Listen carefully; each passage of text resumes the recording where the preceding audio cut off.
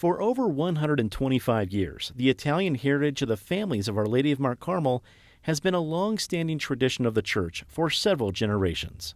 It transcends all the way back to when my grandfather and his brother first came over from Italy. They helped rebuild Mount Carmel after it had been burnt down.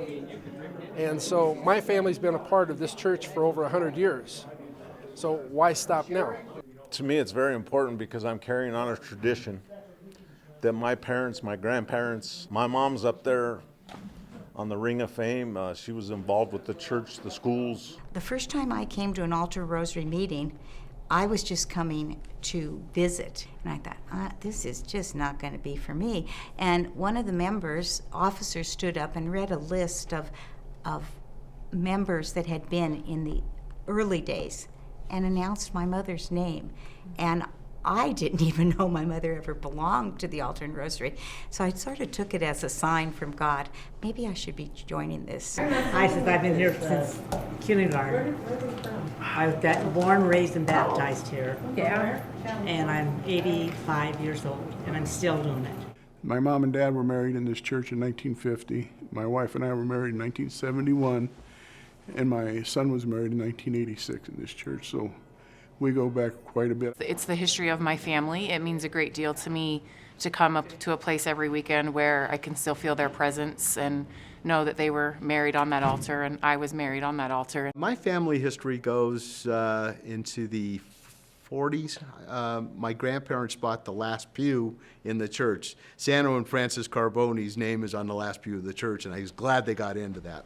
I live 8 blocks west of here on 36th Avenue in my family home.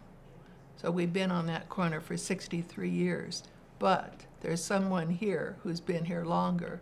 I'm speaking of Mary Pomerico, who lives right across the alley, and her wise philosophy was this: at Mount Carmel, we're all hatched, matched, and dispatched. My grandmother came to this country in 1906. Here we go. Was taught by Mother Cabrini here, was married here, and my mother was baptized here. So I have history. It's not necessarily me, but it's those people that came before me. They had a love for this place and a love for their fellow Italians. Even though many of the Italian families that used to live in the neighborhood have moved away, many parishioners come from far and wide to attend Our Lady of Mount Carmel. I live in Arvada. I pass 3 churches before I get to Mount Carmel. But we're parishioners, longtime parishioners, and just love it. I live in Arvada. I live near Ralston Valley High School, which is off of 78th and Alkire. So I come a long ways to come to church here. This is where I know the people, I know the priests, I know what Mass will be like. I love the inside of our church. I love seeing everybody every week. Countless parishioners have had fond memories at Our Lady of Mount Carmel. Here are a few from the ones we talked to. My fondest memory was to watch a grandchild get baptized here.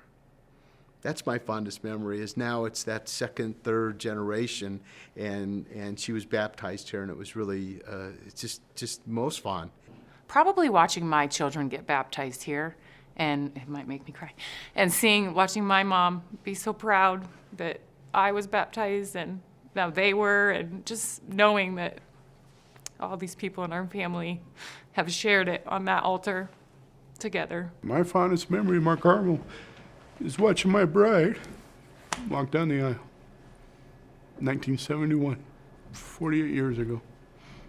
Families, heritage, memories.